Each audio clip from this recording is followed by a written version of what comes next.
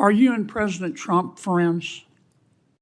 I'm his lawyer, was his lawyer, and now I'm the Deputy Attorney General. So I met him as his criminal defense attorney. I'm not sure there's very many people who have ever had a criminal defense attorney who calls that person their friend. The Democrats thought they had a gotcha moment, but what happened next completely flipped the script. Instead of shaking Trump's Deputy Attorney General, they walked straight into a wall of confidence, and the hearing took a dramatic turn.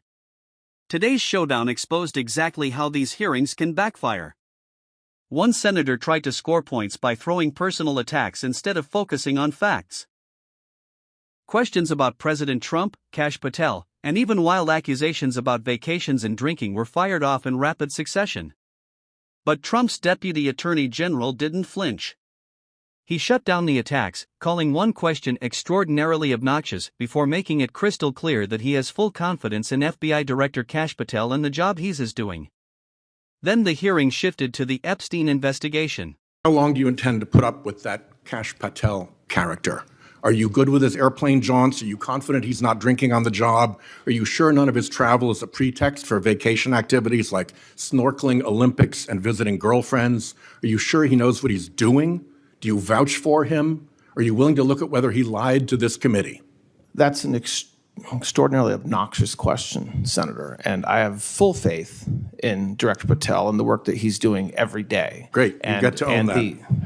Will you commit to continued information sharing between federal and state investigators in these cases, as well as with regard to the recent shootings in Texas and Maine?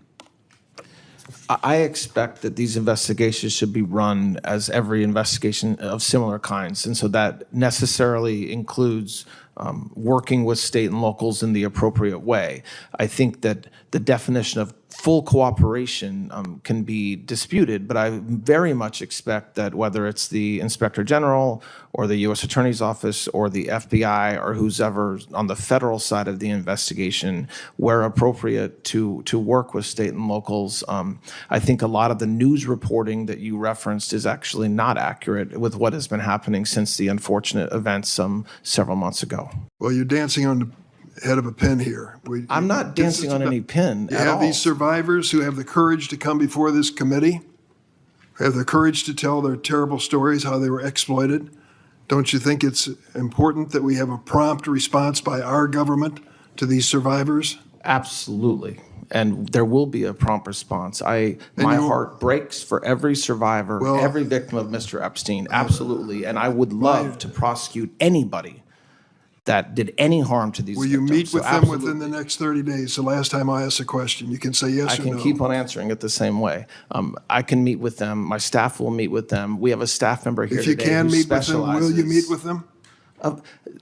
I'm not sure what you're looking for me to say. As I said, yes, if they're represented by counsel, I'm not allowed to meet with them directly, as you know. I assure you the FBI, who are experts in this space, prosecutors who are experts in this space, and me, if necessary, will absolutely meet with them. I promise you this. I think it's I will necessary. stay updated and know everything that's happening with any victim that has information about any other people that work with Epstein that committed any crimes with Epstein. Democrats pushed for promises and demanded immediate meetings with victims. The Deputy Attorney General didn't dodge the issue. He pledged that every credible lead would be pursued, every victim would be heard through the proper legal process, and anyone connected to Epstein's crimes should be prosecuted if the evidence supports it. The bigger story isn't just the exchange, it's the strategy. One side came looking for headlines. The other stayed focused on defending the administration, the investigation, and the rule of law. The question now is whether these aggressive attacks will keep energizing Trump's team instead of weakening it.